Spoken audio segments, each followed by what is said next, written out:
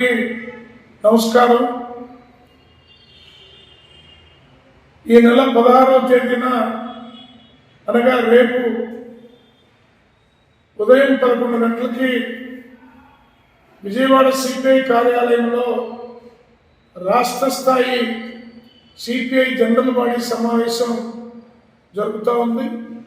ఈ సమావేశానికి CPI all India ప్రధాన కార్యదర్శి కామ్రేడ్ డి రాజా, అలాగే జాతీయ కార్యదర్శులు కె రామకృష్ణ గారు, పల్లా వెంకటరెడ్డి గారు హాజరవుతూ ఉన్నారు. వీరితో పాటు జాతీయ రాష్ట్ర నాయకత్వం అనేక మంది హాజరవుతూ ఉన్నారు. ఇవాళ దేశంలో రాష్ట్రంలో ఒకే కూటమి అధికారంలో ఉంది.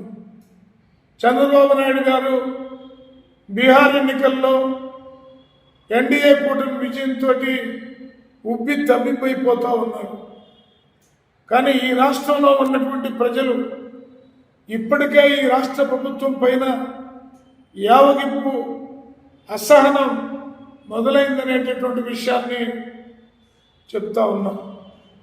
ఇవాళ మీరు పేదలకు పట్టణాల్లో 2 సెంట్లు, గ్రామాల్లో 3 సెంట్లు ఇస్తామన్నది గాలి కొదిలి.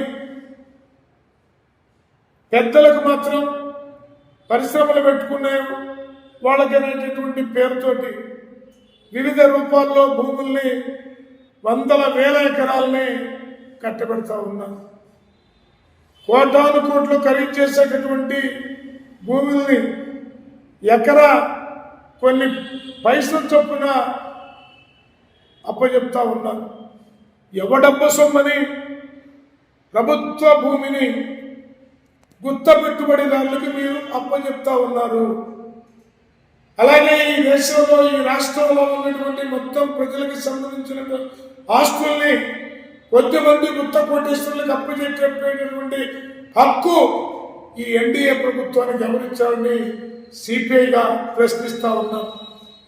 అలాగే దేశంలో నరేంద్ర మోడీ వచ్చిన తర్వాత మత అసహనం పెరిగిపోయి పేదలు, దళితులు, అట్టడుగు వర్గాల ప్రజలకి కనీసమైనటువంటి రక్షణ లేకుండా పోతున్నటువంటి స్థితిలో భారత కమ్యూనిస్ట్ పార్టీ శత వసంతాల సందర్భంగా కేంద్రంలో అధికారంలో ఉన్న బీజేపీని, రాష్ట్రంలో అధికారంలో ఉన్నటువంటి టీడీపీని ఎండగడుతూ అక్కడ దేశవ్యాప్తంగాను, మన రాష్ట్రంలో రాష్ట్ర వ్యాప్తంగా సిపిఐ ఆధ్వర్యంలో ఏ జిల్లాకి ఆ జిల్లాగా ప్రచారాందోళన కార్యక్రమాలను నిర్వహిస్తూ ఎన్డీఏ ప్రభుత్వం అనుసరిస్తున్నటువంటి ప్రజా వ్యతిరేక విధానాలు, రాజ్యాంగాన్ని కాలరాసేటటువంటి విధానాలు, ప్రజాస్వామ్యానికి పాతరేస్తున్నటువంటి విధానాలు, వీటన్నిటిపైన పెద్ద ఎత్తున ప్రచార కార్యక్రమాన్ని ఈ నెల 16వ తేదీ తర్వాత దేశవ్యాప్తంగా కోరుకోబోతా ఉన్నాం.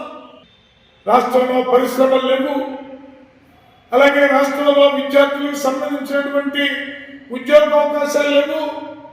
వైద్యం అందరి ఖర్చుగా మారిపోతూ ఉంది.